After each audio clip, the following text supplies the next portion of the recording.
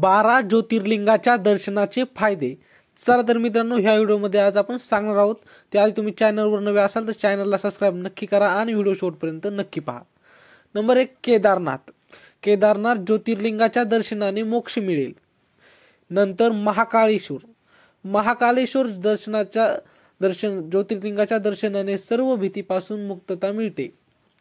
नंतर वैद्यनाथ।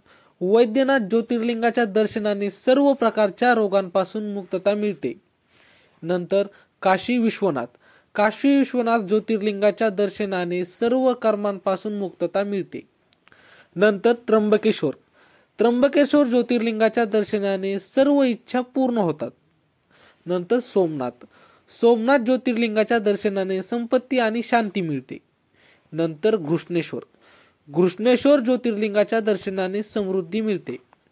नंतर रामेश्वर। रामेश्वर ज्योतिर्लिंगाच्या दर्शनाने स्वर्गाचे प्रवेशद्वार आहे। नंतर मल्लिकार्जुन। मल्लिकार्जुन ज्योतिर्लिंगाच्या दर्शनाने सर्व वाईट प्रकारांपासून मुक्तता मिळते। नंतर भीमाशंकर। भीमाशंकर ज्योतिर्लिंगाच्या दर्शनाने तुम्हाला विजय मिळवून देतो।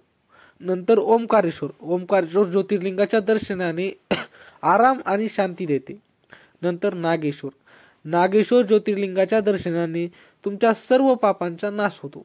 मित्रांनो, तुम्ही यापैकी कोणत्या ज्योतिर्लिंगाच्या दर्शनासाठी गेला आहात कमेंटमध्ये नक्की सांगा आणि आमचे असेच नवीन व्हिडिओ पाहण्यासाठी चॅनलला मात्र सबस्क्राइब नक्की करा। व्हिडिओ पुढच्या व्हिडिओमध्ये तोपर्यंत धन्यवाद।